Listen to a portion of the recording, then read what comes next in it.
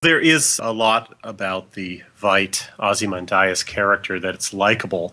I like the fact that he's the son of German immigrants. He's portrayed as sort of a hyper-Nordic figure.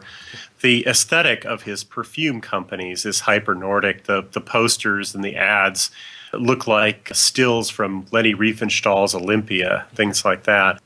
The guy gave away a vast fortune, went into costume crime fighting. He became a kind of Superman by using meditation and physical training techniques to become the smartest and fastest man in the world.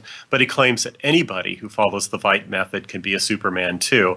So he's got that kind of liberal utopianism about him and egalitarianism too.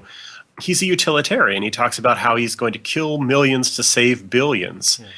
And of course, he's kind of indiscriminate about whom he kills. He's dropping bombs on the urban cores of some of the great cities in the world, or blowing them up, not necessarily with bombs, to what? To save the yokels and the suburbs and the hinterlands. I think that that is a ghastly calculus when you think about it. He is really inverting what should be done. If you're going to be dropping bombs anywhere, you don't want to be dropping them on cathedrals and museums and high concentrations of bright, creative people, which, despite all their decadence, that's what cities are. So that is very troublesome to me.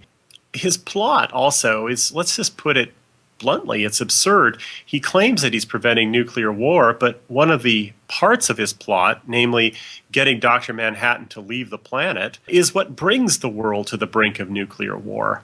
So how virtuous is this in the end? It's really problematic.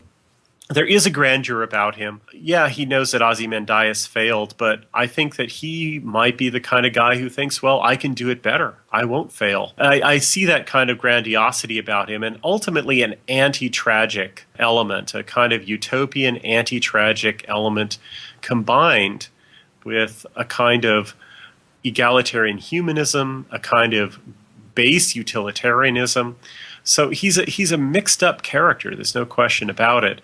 But he is the villain, and he's exactly the kind of villain that right-wingers have, because we're always going on about, look, the greatest murderers in history were people like Mao Tse-tung and Stalin and Lenin, Pol Pot, who were advocates of egalitarian humanism and peace and pacifism and lovey-dovey and equality for all.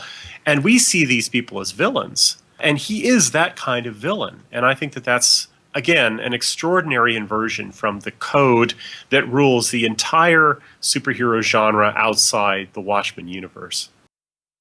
But, it's interesting. Even Ozymandias is a Schmittian, and even liberals in the end are Schmittians too. They can't eliminate the enemy, right? The enemy of all the lovey-dovey globalist one-worlders is us. We're the enemy, and they're always going to be trying to hunt out and exterminate thought criminals who don't like the world that they're creating. So they have an enemy too. It's haters like us. And of course, the only way that he's united the world is to give it a new enemy, right? Yeah. And so the war and its moral equivalent, in a way, will be percolating on. But the trouble with it is that instead of being honest, it's all dishonest and fake. And that's really the only choice that the world has vis-a-vis conflict.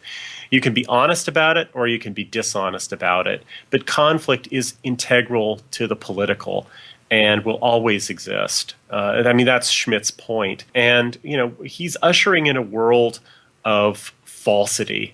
And it's going to be an increasingly apathetic, false world where people are going to sink into consumerism and decadence.